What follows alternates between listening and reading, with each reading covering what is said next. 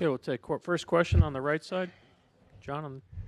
Joe, each game is a series of matchup hunting. You're trying to find an advantageous matchup to attack, but they're also trying to hide that matchup from you. Where's the line between going after it and kind of stagnating, trying to chase that? What's the balance there? The balance is having proper spacing, making the right play.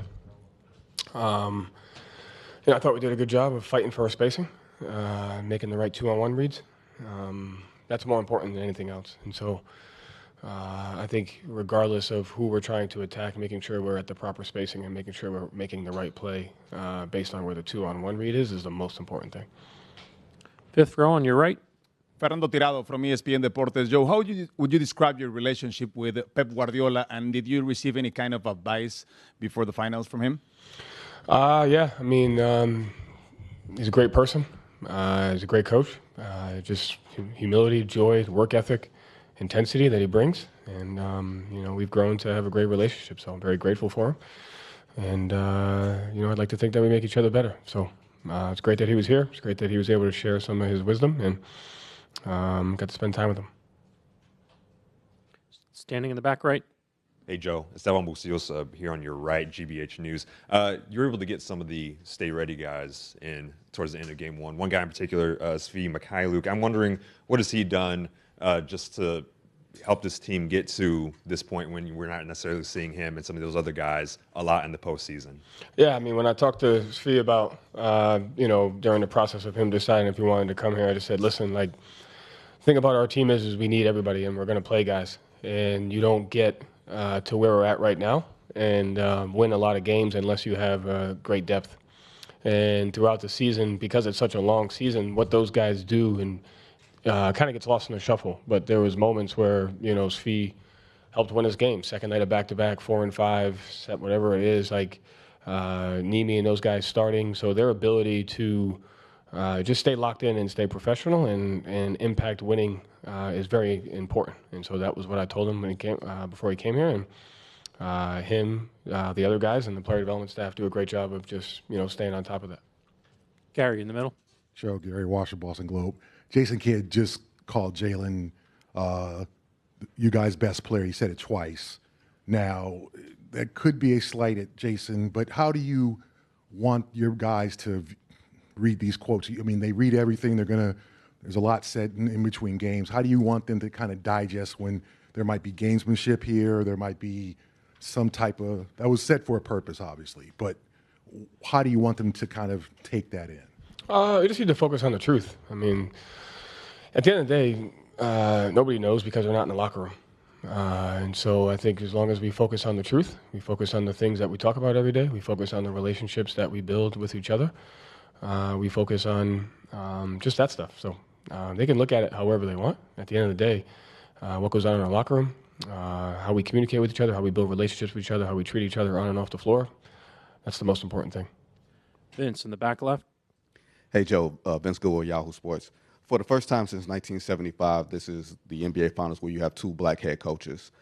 Given the plight sometimes of black head coaches in the NBA, do you think this is a significant moment? Do you take pride in this? How do you view this, or do you not see it at all? I wonder how many of those have been Christian coaches.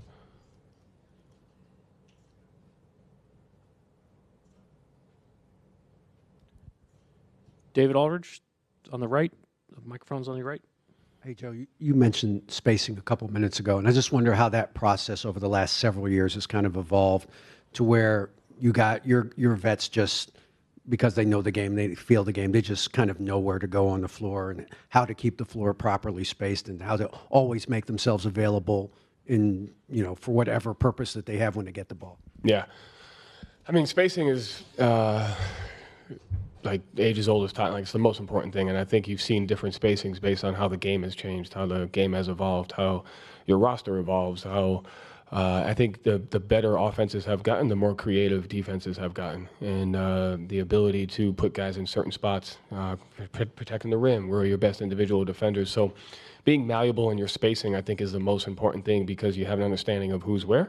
You have an understanding of where the advantages are. And so it's one of those things that you have to fight for. It's like a simple detail that if you don't talk about a lot, it can get overlooked.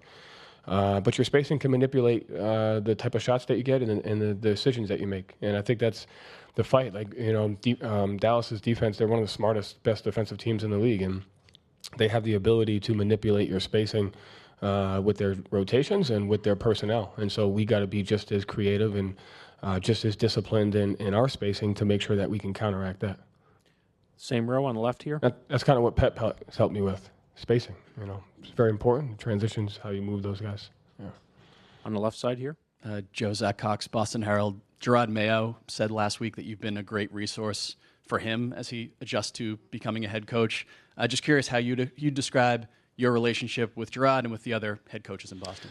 Yeah, I mean, I think as you get into this, you start to realize that once you're in the position, nobody can really relate to you except other people in that position. And so you grow a bond with other coaches because you know what they're going through and you know what the challenges, you know what the opportunities are, you know the situation that you're in. And so I think it's really important that we all stick together, me, him, Coach Montgomery, Alex, you just have to stick together and help each other through it because each of our 4 coaches have been through different experiences, whether it's inside Boston or outside Boston. So we kind of got, Gerard and I got close as assistants, just kind of how would you do things when it's your opportunity? What have you learned from the head coaches that you worked for? And now that we're in this position, it's just kind of like helping each other with the transition and then just the different experiences. So, last one, third row in the center.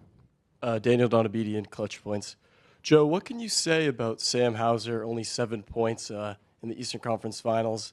Then last night, or game 1, he got 8 points, even had some stops on Luka. What can you say about just him keeping his confidence through those struggles? Yeah, listen, the most important thing for guys like Sam and Peyton is having an understanding that we wouldn't be here without those guys. They've literally won games for us, and you're not defined by scoring. And I think that's one of the strengths of this team, top to bottom. Whether it's the starters, whether it's the role guys, not one guy strives to be defined by one thing. So getting 2 stops on defense, being in the right spot, getting 2 rebounds, getting to the free throw line, sprinting to manipulate the spacing to get an open shot, all those things count for the same, especially at this time of year. Sam's done a great job in his career of not being just defined as a shooter, of being able to do other things. And I think our entire team has taken that on, and we have to work to be that well-rounded on both ends of the floor. Thank you, Coach.